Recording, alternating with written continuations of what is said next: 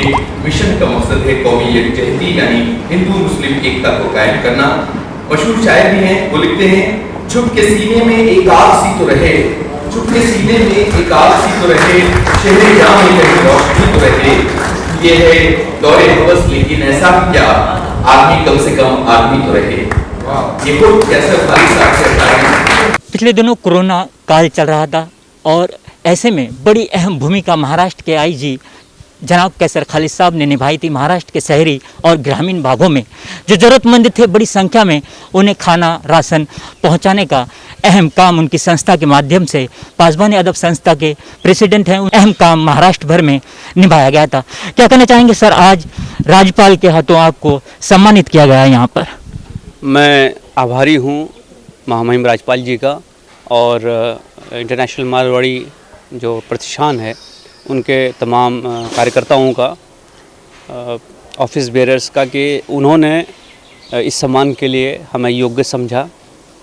मैं समझता हूँ कि सेवा के लिए जब आप सेवा के फील्ड में आते हैं, कोई काम करते हैं, तो उस वक्त आपके जहन में दिमाग में कोई सम्मान की लालसा नहीं होनी चाहिए। जिस वक्त ये लॉकडाउन चल रहा था और लोगों की तबीयत सही नहीं थी, हालत सही नहीं थी, खाने के लिए लोग मोहताज हो गए थे, बहुत सारी परेशानियां थीं, उस समय में हम और हमारे समविचारी लोग, लाइक माइंडेड लोग एक प्लेटफॉर्म पर आए और हम लोगों ने ईस्टर्न सबअर्ब जो है, जो मैं समझता हूँ कि मुंबई का शायद सबसे गरीब इलाका है, गोंडी, शिवाजी नगर, मानखुर्द, चीता कैंप, घाटकोपर, वसी नाका, चेंबूर और इसी ढंग से विक्रोली, उसी ढंग से एंटॉप हिल, इन इलाकों में बड़ी तंगी का आलम था। तो हम लोगों ने कोशिश की और हम लोग हर रोज़ 30,000 लोगों तक खाना पहुंचाने में सक्सेसफुल हो पाए।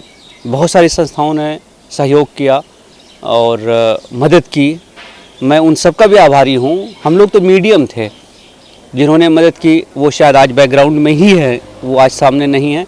मैं उनका भी आभार व्यक्त करना चाहूँगा और मैं चाहूँगा कि समाज में ऐसी प्रवृत्तियों को, ऐसी परंपराओं को संवर्धन मिले, उनको ग्रोथ मिले, वो ऐसी चीज़ें पॉपुलर हों, ज़्यादा से ज़्यादा लोग करें, क्योंकि जीवन वही है जो सेवा में बीते।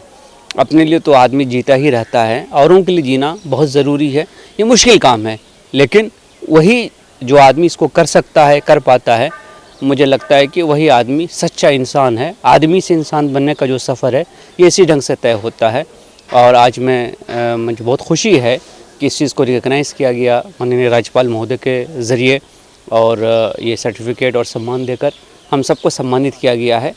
और ये सिर्फ एक टोकन है, जेस्चर है कि मैं यहाँ पे इसलिए मौजूद हूँ कि इसको देखकर और भी बहुत सारे लोग जुड़े।